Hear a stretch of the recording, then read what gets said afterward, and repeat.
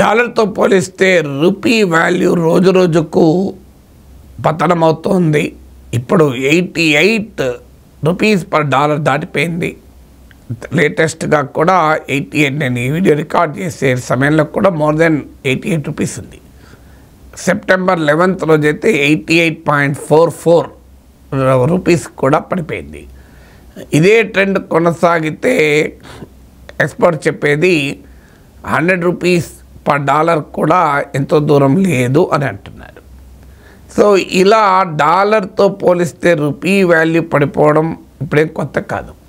మీరు అడపాదడపా కొంత అప్రిషియేట్ అయినా ఓవరాల్గా లాంగర్ టైం ఫ్రేమ్లో చూస్తే డాలర్తో పోలిస్తే రూపీ వాల్యూ పడిపోతూనే ఉంటుంది. కానీ ఇప్పుడు పడిపోవడం అనేది ఎందుకు ఆశ్చర్యాన్ని కలిగిస్తుంది? దీనికి మొదటి కారణం ఏంటంటే, ఒకవైపు ఏమో డాలరే వీక్గా కనిపిస్తోంది. మీకు డాలర్ ఇండెక్స్ అంటారు. అంటే డాలర్ వాల్యూను వివిధ ప్రపంచంలో ప్రముఖ దేశాల కరెన్సీలతో పోలుస్తారు. యూరో, పౌండ్, యెన్, యువాన్ వీటితో పోలిస్తే బాస్కెట్ ఆఫ్ కరెన్సీస్ అంటారు. దీన్ని డాలర్ ఇండెక్స్ అంటారు. డాలర్ ఇండెక్స్ 2025లో ట్రంప్ వచ్చాక పడిపోతూ వస్తుంది. దీనికి కారణం ఏంటంటే, ట్రంప్ ట్రేడ్ టారిఫ్స్ క్రియేట్ చేసిన ఒక అన్సర్టెన్ సిచ్యువేషన్ కారణం కావచ్చు. నార్మల్గా అయితే జియో పొలిటికల్ టెన్షన్స్ ఉన్నప్పుడు డాలర్కు వాల్యూ పెరగాలి, కానీ ఇప్పుడు వాల్యూ పడిపోతుంది. దీనివల్ల ఎందుకంటే ట్రంప్ టారిఫ్ల ప్రభావము ఏ రకమైన విధంగా ఉంటుంది అనే దానిలో ఇంకా అనిశ్చిత వాతావరణం ఉంది. ఇది మొదటి సమస్య. సో అలాంటి కారణాల రీత్యా డాలర్ వాల్యూ పడిపోతుంది. మీకు అమెరికాలో స్టాగ్నేషన్ ఫియర్స్, ఇన్ఫ్లేషన్ ఫియర్స్ కూడా పెరుగుతున్నవి. రిసెషన్ ఫియర్స్ ఉన్నాయి. స్టాగ్నేషన్ అయితే, ఇన్ఫ్లేషన్ అయితే ఆల్రెడీ ఆవరించింది స్టాగ్ఫ్లేషన్ని. జాబ్స్ డేటా ఆగస్టులో లోయెస్ట్గా ఉంది, జూలైలో. సో ఈ ట్రెండ్ చూస్తుంటే అమెరికన్ ఎకానమీలో ఉన్న నెగటివ్ సిగ్నల్స్ డాలర్ను వీక్ చేస్తున్నాయి. డాలర్ వీక్ అవుతున్నప్పుడు సహజంగా మన రూపీ అప్రిషియేట్ కావాలి, కానీ మన రూపీ డిప్రిషియేట్ అవుతుంది. ఈ 2025లోనే డాలర్తో పోలిస్తే రూపీ వాల్యూ 3% తగ్గింది, 3% తగ్గింది. సో ఇది ఎందుకు జరుగుతుంది అనేది ఇప్పుడు ఆందోళన. డాలర్ బలంగా ఉన్నప్పుడు రూపీ తగ్గితే ఆశ్చర్యం లేదు, డాలర్ బలహీనంగా ఉన్నప్పుడు రూపీ తగ్గుతుంది. రెండవది, ఇతర దేశాల కరెన్సీలతో పోలిస్తే అది యూరప్ కరెన్సీ కావచ్చు, యూకే, జపాన్, చైనా, ఇవి మేజర్ ఎకానమీస్. అంటే మనతో పోటీ పడగలిగేటువంటి ఎకానమీస్. ఇదే కాకుండా బ్రెజిల్, సౌత్ ఆఫ్రికా ఈ కరెన్సీలు కూడా ఉన్నాయి. వీటి కరెన్సీలతో పోలిస్తే డాలర్ వాల్యూ ఎలా ఉంది? డాలర్తో పోలిస్తే రూపీ వాల్యూ తగ్గుతుంటే ఈ అన్ని దేశాల కరెన్సీలు డాలర్తో పోలిస్తే పెరుగుతున్నాయి. మీకు ఉదాహరణకు 12% యూరో వాల్యూ డాలర్తో పోలిస్తే పెరిగింది.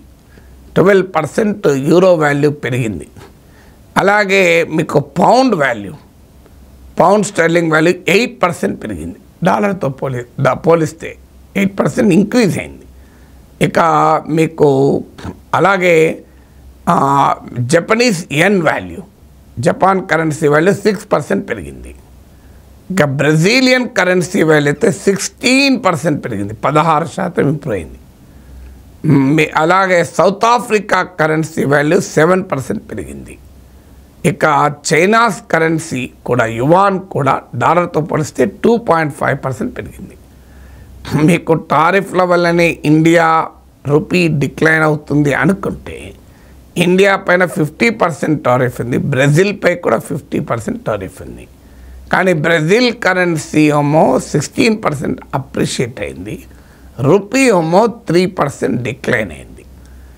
సో ఇండియానే కాదు, బ్రెజిలే కాదు, చైనాపై కూడా భారీగా శాంక్షన్స్ ఉన్నాయి. ఒక టారిఫ్లే కాదు, టెక్నాలజీ వార్ కూడా నడుస్తుంది రెండు దేశాల మధ్య. సో మీకు బ్రెజిల్ పైన, ఇండియా పైన 50% అయితే చైనా పైన 30%.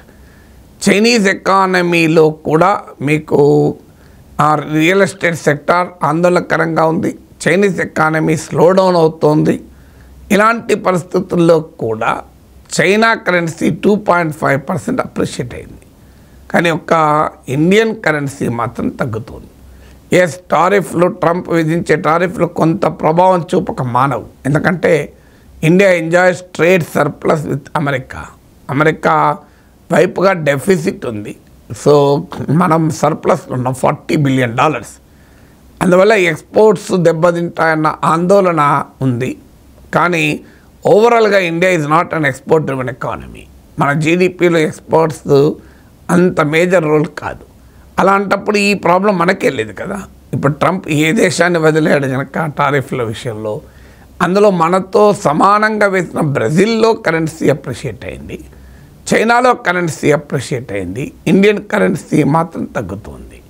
So Brazil, India is are comparable. ఇక BRICS countries, Trump major target ఉంది Brazil, Russia, India, China, South Africa.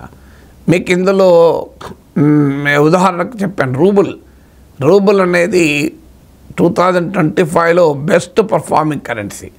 Rouble rubble అవుతుంది అని చెప్పి అమెరికా అప్పటి ప్రెసిడెంట్ బైడెన్ పేర్కొన్నాడు.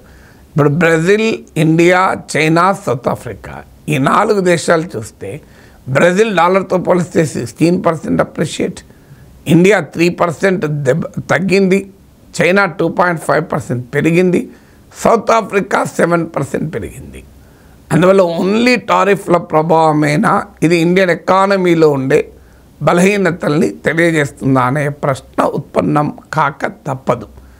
ఇంకా ఇందులో దీనివల్ల ఎక్స్పోర్ట్స్కి లాభం కనుక రూపీ డిక్లైన్ అయితే బెటరే కదా అనుకునేవారు కూడా ఉన్నారు. నిజమే, రూపీ డిక్లైన్ అయితే ఎక్స్పోర్ట్ చీపర్ అవుతుంది. దానివల్ల ట్రంప్ టారిఫ్ల ప్రభావంతో దెబ్బతింటున్న ఎక్స్పోర్ట్ సెక్టర్ కాస్త బెటరే. కానీ మన economy is not export driven. మన ఎకానమీ ప్రధానంగా దేశీయ మార్కెట్. మనం భారీగా ఇంపోర్ట్ కూడా చేసుకుంటాం, ముఖ్యంగా ఎనర్జీ డిపెండెంట్ ఎకానమీ. మనం ఇప్పుడు 85 to 90% మన ఇంధన అవసరాలు, ముడి చమురు అవసరాలు దిగుమతులపైన ఆధారపడతాం. ఈవెన్ మన ఎక్స్పోర్ట్స్లో కూడా ఇంపోర్ట్ కంటెంట్ ఉంటుంది. అంటే ఒక వస్తువు ఎగుమతి చేయాలంటే ఆ వస్తువు తయారీకి కావాల్సినవి చాలా మనం దిగుమతి చేసుకోవాల్సి ఉంటుంది. ఇప్పుడు మనం ఫార్మాసిటికల్ ఎగుమతి చేస్తాం. ఇండియా ఫార్మాటికల్ ఎక్స్పోర్ట్స్లో 30% అమెరికాకే చేస్తాం. కానీ ఫార్మాసిటికల్స్లో వాడే raw material intermediates, active pharmaceutical ingredients అంటాం, అవి మనం చైనా నుంచి ఇంపోర్ట్ చేసుకుంటాం కూడా.